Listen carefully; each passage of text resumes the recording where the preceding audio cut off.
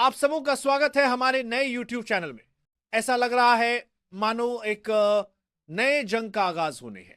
एक नया इतिहास भूमध्य सागर की गहराइयों में लिखा जाने के लिए तैयार है। नई दिल्ली, पीएमओ, ब्रेकिंग न्यूज। भूमध्य सागर में शक्ति प्रदर्शन, भारत पाकिस्तान नौसैनिक टकराव की दहलीज पर वैश्विक व्यापार जोखिम में। गुड इवनिंग और स्वागत है इस विशेष बुलेटिन में। आज की सबसे बड़ी खबर आती है पूर्वी भूमध्य सागर से, जहां भारत और पाकिस्तान की नौसेनाएं एक अभूतपूर्व सैन्य टकराव के कगार पर खड़ी है।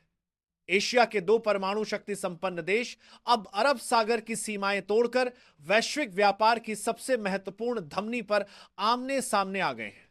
पाकिस्तान की उकसावे वाली तैनाती और तुर्की का गठजोड़। पिछले कुछ हफ्तों से पाकिस्तानी नौसेना पैन के एक प्रमुख युद्धपोत को सहयोगी देश तुर्की के साथ एक संयुक्त मिशन के तहत पूर्वी भूमध्य सागर में बार बार देखा गया है। इस्लामाबाद इसे एक नियमित सद्भावना और सहयोगी अभ्यास बता रहा है, लेकिन नई दिल्ली की प्रतिक्रिया ने इस तैनाती को तुरंत एक रणनीतिक खतरा घोषित कर दिया है। भारत के रक्षा प्रतिष्ठानों का मानना है कि यह तैनाती पाकिस्तान और तुर्की द्वारा रचे गए एक बड़े भू राजनीतिक खेल का हिस्सा है। तुर्की, जो कश्मीर मुद्दे पर लगातार पाकिस्तान का समर्थन करता रहा है, अपने सबसे बड़े क्षेत्रीय प्रतिद्वंद्वी ग्रीस और साइप्रस के खिलाफ इस इस्लामिक नौसैनिक धुरी को एक शक्ति प्रदर्शन के रूप में इस्तेमाल कर रहा है। पाकिस्तान की उपस्थिति सीधे तौर पर भारत के नए यूरोपीय सहयोगियों और उसके विस्तारित समुद्री हितों को चुनौती दे रही है। दुनिया की नजरें अब इस बात पर टिकी हैं कि क्या यह टकराव शांतिपूर्ण युद्धाभ्यासों तक सीमित रहता है या फिर अरब सागर की तरह भूमध्य सागर भी दो परमाणु शक्तियों के बीच सीधे टकराव का मैदान बन जाता है। इस नाजुक स्थिति में वैश्विक व्यापार की धमनी पर सैन्य टकराव का खतरा अपने चरम पर है। बने रहे हमारे साथ, हम हर अपडेट पर बारीकी से नजर बनाए हुए हैं। पूर्वी भूमध्य सागर में पाकिस्तान नौसेना की उपस्थिति और उसके सहयोगी तुर्की के साथ बढ़ती नौसैनिक गतिविधियों पर भारत ने आक्रामक सैन्य प्रतिक्रिया दी है।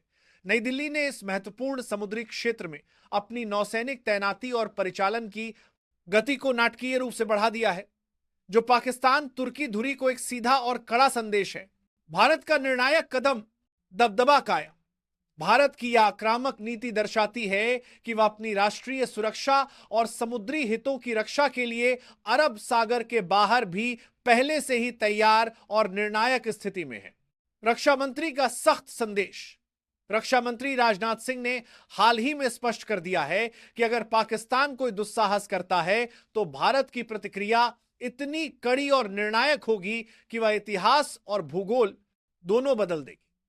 यह बयान भूमध्य सागर सहित हर क्षेत्र में भारत की युद्धक तत्परता को रेखांकित करता है।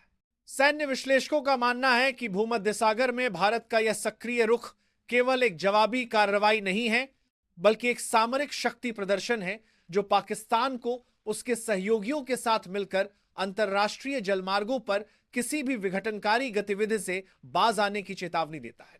भारतीय नौसेना की ताकत और तैयारी पर एक वीडियो यह दिखाता है कि भारत किस तरह से समुद्री चुनौतियों का मुकाबला करने के लिए तैयार है।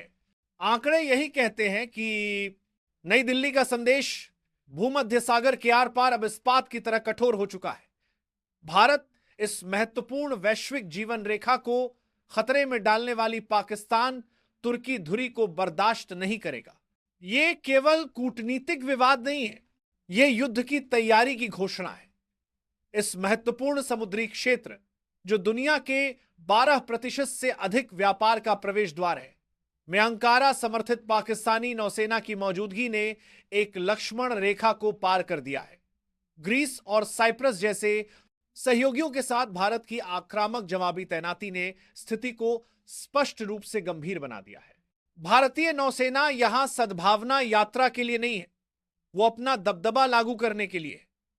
कोई भी गलत कदम इस महत्वपूर्ण व्यापार मार्ग को बाधित करने का कोई भी प्रयास तीव्र, निर्णायक और भारी सैन्य प्रतिक्रिया के साथ पूरा किया जाए।